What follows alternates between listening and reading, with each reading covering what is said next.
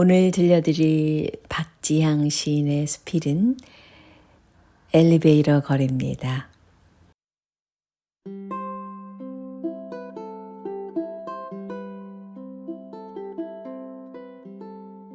난 누구일까요?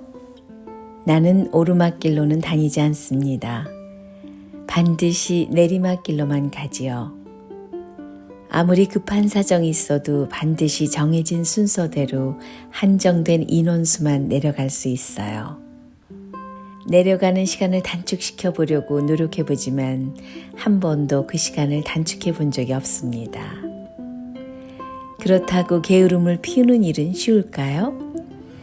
그 또한 마음대로 되지 않습니다. 일단 출발선에 한번 들어서면 누구라도 자동으로 그 길을 달리게 됩니다. 나는 누구일까요? 큰딸이 정답! 하며 피식 웃는다.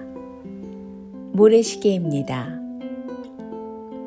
맞습니다. 모래시계입니다. 코로나 바이러스로 발은 묶였지만 이렇게라도 온 가족이 함께 모여 얼굴을 마주하는 시간을 감사한 마음으로 귀하게 쓰고 있다. 나는 촌스러운 사람이라 컴퓨터 게임이나 셀폰을 두고 하는 게임은 할 줄도 모르고 흥미도 없다. 아직도 책갈피 속에 끼워두었던 마른 꽃잎이나 나뭇잎을 붙여 카드를 만들고 손편지를 쓰는 나는 심각한 올드 패션이다. 아이들이 다 자라 대학을 졸업하고 직장인이 된 지금도 스무고개 하자고 때 아닌 때를 쓰는 대책 없는 철부지 엄마다. 다 큰 아이들이 시대에 떨어져도 한참 떨어지는 엄마와 스무고개나 하며 시간을 보내고 싶겠는가. 싫은 기색 하나 없이 놀이에 동참하는 딸들도 참 특이하다. 각자의 방으로 들어가는 아이들에게 고마워 하며 윙크를 던지자 뭘 끝까지 걸 하면서 하는 말이 걸작이다. 우린 그냥 모래시계를 거꾸로 돌려놓은 것 뿐이에요. 한다. 시간은 앞만 보며 달리지 않는다.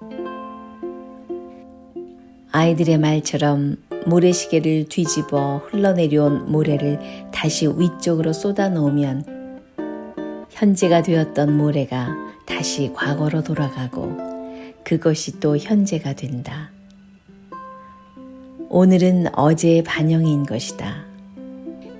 그러하기에 지우고 싶어도 지울 수 없는 과거 때문에 발이 묶인 사람도 있고 충실하게 쌓아놓은 과거가 계단이 되고 엘리베이터가 된다. 엘리베이터 하면 빼놓을 수 없는 할머니 조안나는 올해로 81세가 되셨다. 할머니는 엘리베이터 타기를 좋아하신다.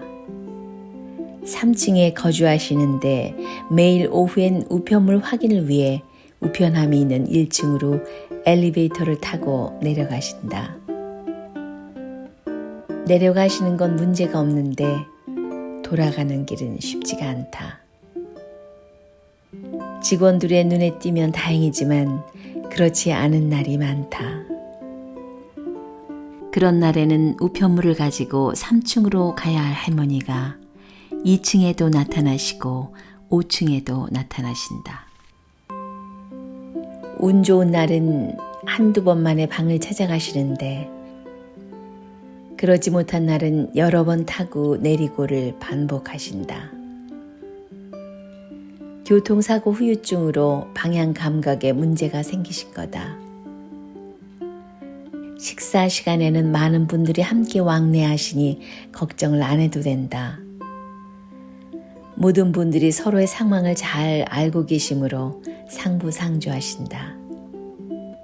그렇지만 일거수일투족을 도움받을 수가 없기 때문에 혼자만의 볼 일이 있을 때는 여간 고역이 아니다. 한 번은 목적지를 못 찾고 헤매 다니시다가 나랑 눈이 마주쳤다. 내가 쳐다보고 웃자 나 지금 운동 중이야 하시며 소녀처럼 까르르 웃으셨다. 할머니는 40년 동안의 가놓은 생활을 접고 63세 되던 해에 은퇴하셨다.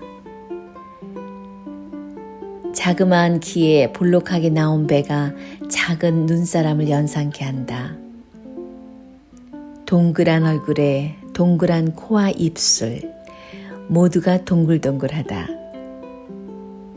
심지어 목소리까지 동글해서 할머니 입에서 굴러나오는 말들은 구슬처럼 도루루 굴러다닌다.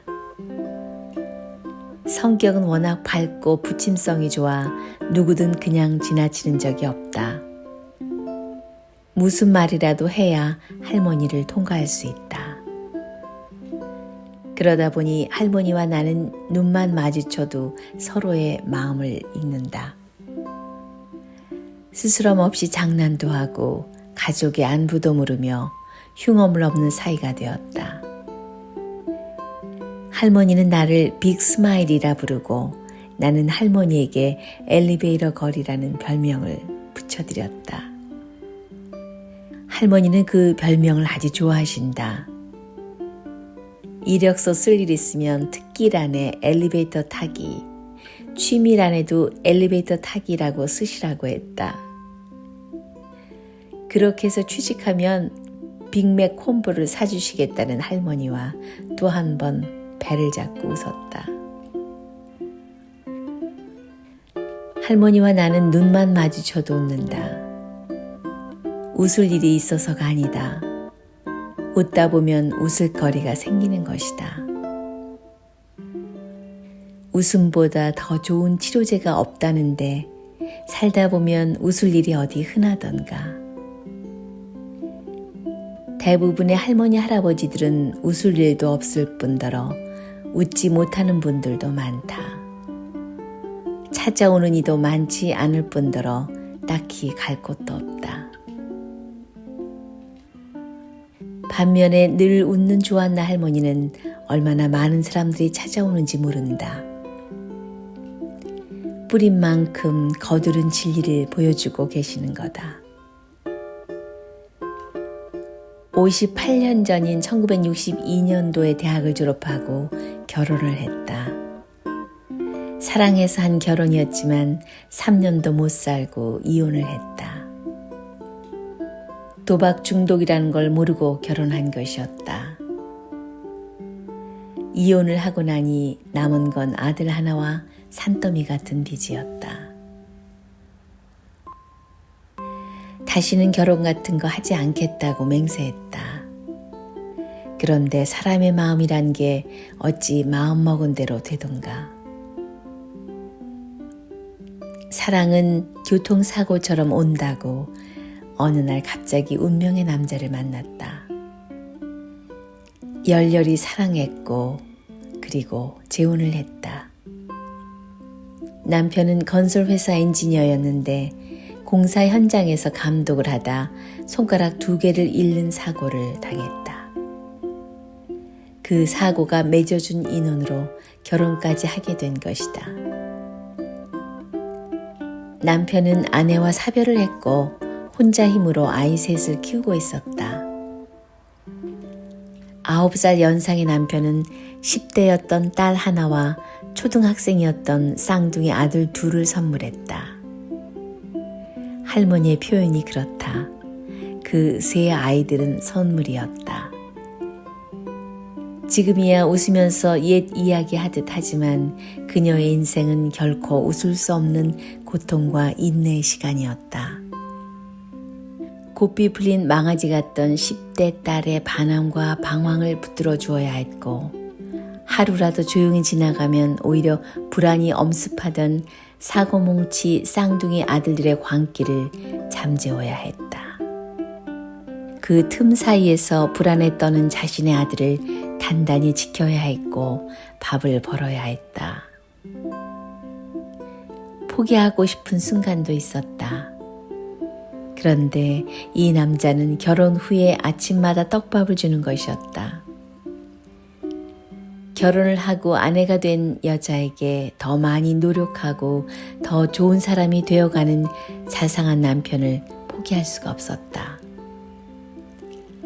정성껏 아내의 아침상을 차리는 남자. 잡힌 물고기에게 떡밥은 더 이상 주어지지 않는다는 우스운 원리는 그 남자에겐 존재하지 않았다. 다행히 고등학교를 졸업한 딸이 정신을 차렸다. 사고뭉치 아들 둘은 마음을 다잡고 공부를 하고 대학을 들어갔다. 물론 하루아침에 개과천선한 것은 아니다. 변함없는 새엄마의 사랑에 감복한 아이들의 눈물의 회개가 자신들의 길을 활짝 열어준 것이었다. 삐뚤어질 대로 삐뚤어진 딸이 고등학교 졸업식을 앞두고 끔찍한 교통사고를 당했다. 의사는 살아날 가능성이 없으니 마음의 준비를 하라고 했다. 조안나는 포기하지 않았다. 생사를 넘나드는 딸의 간호를 도맡아 했다. 6년이 넘는 투병 생활과 재활 치료 끝에 걷고 달리고 먹고 웃는 딸을 선물 받았다. 아이들은 모두 훌륭하게 자라 튼튼한 사회의 일원이 되었다. 딸은 자신의 경험이 약이 되어 청소년 심리 상담사가 되었다. 쌍둥이 두 아들 중 하나는 건축 설계사, 다른 하나는 군인이 되었고 자신이 낳은 아들은 컴퓨터 전문가가 되었다. 그녀는 성공했다. 세상이 보는 잣대로 측량한 성공이 아니다. 자신이 낳은 자식들조차 찾아오지 않는 노년의 외로움을 그녀는 모른다. 쌍둥이 중 한 아들은 퀘벡에, 또 다른 하나는 영국에서 살고 있다. 딸은 토론토에서 살고 자신이 낳은 아들은 5분 거리에 산다. 그 아이들이 번갈아가며 찾아온다. 6년 전에 할아버지가 돌아가시고 홀로 되신 할머니를 대하는 그들은 누가 봐도 친아들 친딸이다. 매달 누가 와도 오고 5분 거리 아들은 시도 때도 없이 찾아온다. 그들은 하나같이 그녀를 엄마, 맘이라 부른다. 엘리베이터 걸은 그렇게 내 아이의 엄마가 되었다. 새벽까지 내리던 비가 그치고 밝은 태양이 환하게 떠오르는 아침. 모래시계를 뒤집어 햇살 좋은 창가에 놓았다. 고운 금가루 같은 모래알갱이가 내리막길로 쉼없이 달려내려간다. 과거는 사라지는 것도 지나가는 것도 아니다. 모든 것이 끝났다고 생각한 순간에 다시 시작되는 모래시계처럼 마지막일 것 같은 순간에 삶은 다시 시작된다. 영원히 순환하는 메비우스의 띠처럼.